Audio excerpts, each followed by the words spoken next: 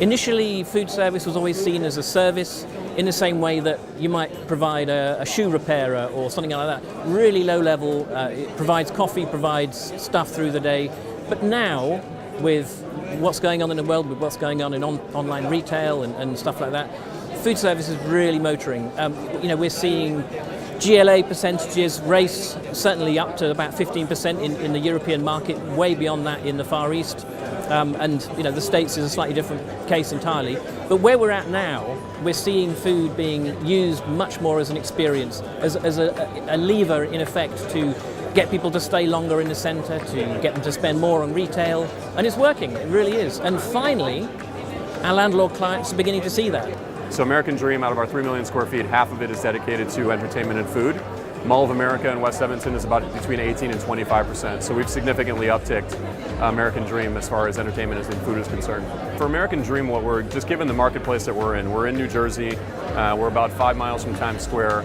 We really want to differentiate the offering that we have, particularly for not just the tourists and the international customers that we're going to have. We obviously want to have something exciting and vibrant and new for them as well, but also for the New Jersey shopper. I think it's a very distinguished portion of what we can offer them that'll keep them from going to Manhattan as well. So we look for unique, we look for vibrant, we look for people who can obviously drive high sales because they need to be able to do that.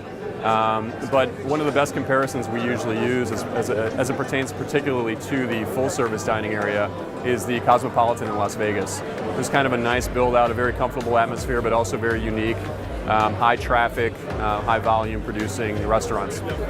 We need our own identity, and the good thing is that the landlords in the shopping center understood that food needs our own identity. The times are over where they put you together on the roof or in the basement. We really get the chance to be next to the cool retailer.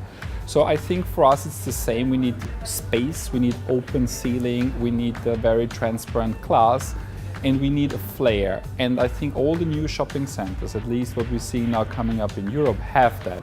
It's still very tricky if you go to an old established shopping center to fit in. But if the landlord and the tenant work together, there's always room to find a solution. So we need to be a lot more scientific about how we're delivering food. The built environment, creating clusters of food, great in theory, but there's only so much that a centre can sustain. And I think that's where we come in, and that's the advice that we're giving to clients, is how the hell do you keep the space active all day? How do you activate from morning right the way through to close at the end of the day? With food service that people want to go to and it's attractive.